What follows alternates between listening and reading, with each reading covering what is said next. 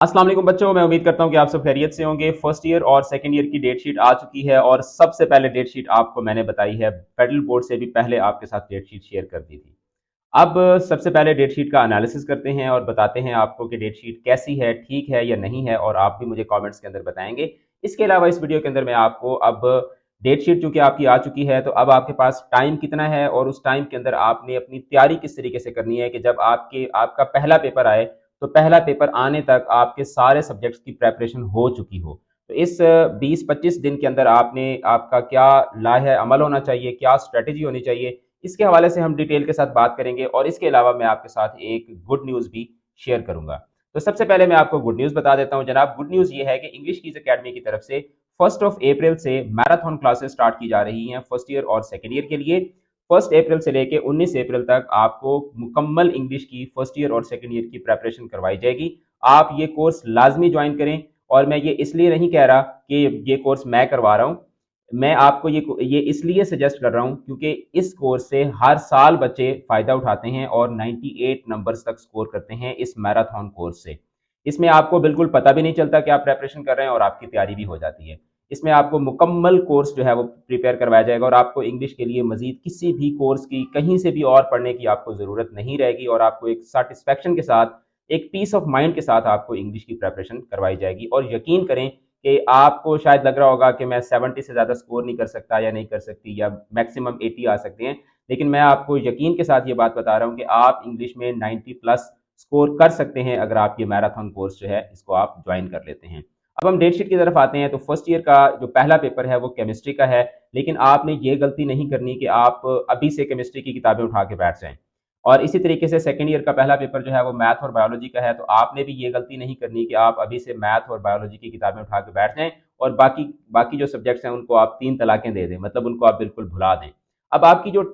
Technique है वो ये होनी चाहिए कि जैसे ही आपकी डेट शीट आ गई है, तो आपने अब ये करना है कि सबसे आपका जो लास्ट में पेपर है, सबसे आपका जो लास्ट में पेपर है उसको आपने सबसे पहले उठाना है। जैसे मिसाल के तौर पर फर्स्ट ईयर का जो लास्ट पेपर है वो कंप्यूटर साइंस का है, तो आप ये करें कि आज से आप कंप्यूटर साइंस उठा लें और नेक्स्ट 2 to 3 डेज के अंदर आप कंप्यूटर साइंस का पूरा सिलेबस जो है उसको एक दफा गो थ्रू करके, ठीक है, उसके बाद आप ऊपर वाले सब्जेक्ट की तरफ आ जाए, यानी कंप्यूटर साइंस, फिर उसके बाद आप इस्लामियात का करें, फिर उसके बाद आप इंग्लिश का करें, फिर उसके बाद आप मैथ और बायोलॉजी का करें, फिर उसके बाद आप फिजिक्स का करें, उसके बाद आप उर्दू का करें और उसके बाद आपने जो है वो केमिस्ट्री की तरफ आना है। ठीक है, फर्स्ट ईयर के बच्चे इस तरीके से करेंगे। जो सेकंड ईयर के बच्चे हैं आपने भी यही करना है। आपका जो लास्ट पेपर है वो कंप्यूटर साइंस का है, पहले कंप्यूटर साइंस का करें, उसके बाद आप उर्दू को करें। दो दो दिन का रख लें, यानी कि नेक्स्ट आपके जो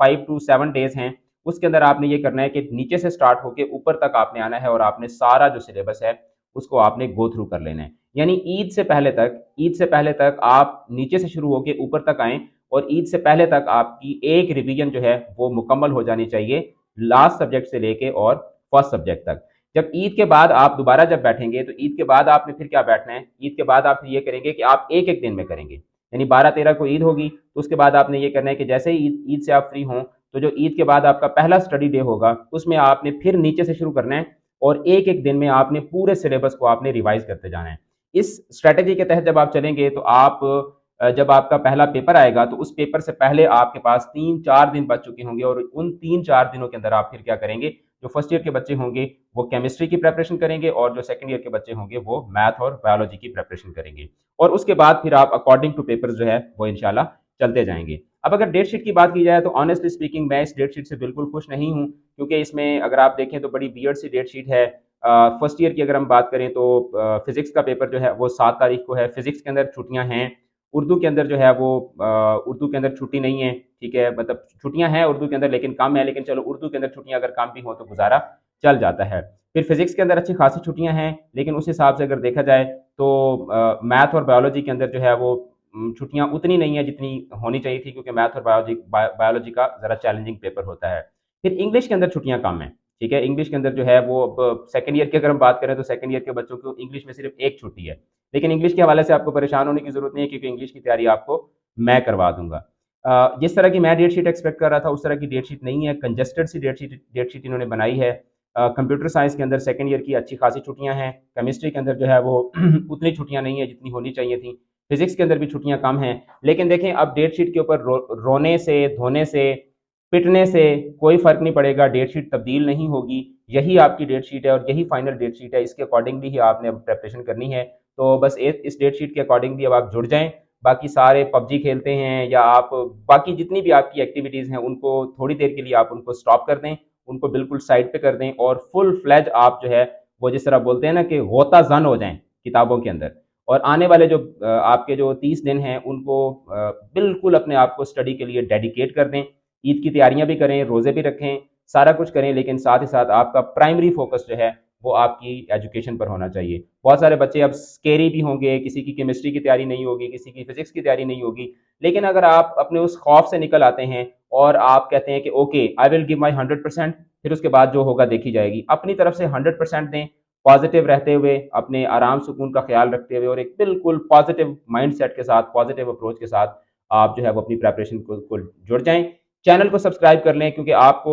ये चीज़ पता होनी चाहिए कि इंग्लिश कीज अकेडमी के प्लेटफॉर्म से आपके साथ ऑथेंटिक इन्फॉर्मेशन शेयर की जाती है, आपके साथ जो वैलिड कंटेंट होता है वो आपके साथ शेयर किया जाता है, और इसी तरीके से इंशाल्लाह आपकी खिदमत जो है वो हम लोग करते रहेंगे। अकेडमी का नंबर आपको नजर आ रहा होगा, इस नंबर पर रब्ता करें और अपने आप को इंग्लिश के लिए लाजमी रजिस्टर करवाएं। बेशक आपको लगता है कि आपकी इंग्लिश में बहुत ज़बरदस्त तैयारी है, मेरे पास ऐसे बच्चे भी आते हैं जिनको लग रहा होता है सर मेरी तो इंग्लिश बिल्कुल तैयार है, लेकिन जब मैं उनका एनालिसिस करना शुरू करता हूं तो फिर उन बच्चों को समझ आती है कि नहीं, हमें तो काफ़ी सारी चीज़ें नहीं पता थी जो कि आपने हमें बताई हैं, तो हमारा फ़ायदा हुआ है। तो मैं सारे बच्चों को ये रिकमेंड करूंगा, स्ट्रांगली रिकमेंड करूंगा कि इंग्लिश के लिए फर्स्ट ईयर और सेकेंड ईयर के बच्चे मैराथन कोर्स को ज़रूर ज्वाइन करें। मैं आपके साथ आने वाले दिनों में गेस्ट पेपर्स भी शेयर करूंगा, बाकी तमाम सब्जेक्ट्स का जो मटेरियल है वो भी आपके साथ हम इंशाल्लाह पहुंचाते रहेंगे। वीडियो को शेयर करें, इसको शेयर करें इस वीडियो को ज़्यादा से ज़्यादा, चैनल को सब्सक्राइब करें और कमेंट करके ज़रूर बताएं कि आपकी तैयारी कैसी है, डेट शीट आपको कैसी लगी और इस वीडियो के मतलब आपका क्या ख्याल है। चैनल के साथ जुड़े रहें, अपना रखिएगा बहुत बहुत ज़्यादा ख्याल। ऑल द बेस्ट, खुदा हाफिज़।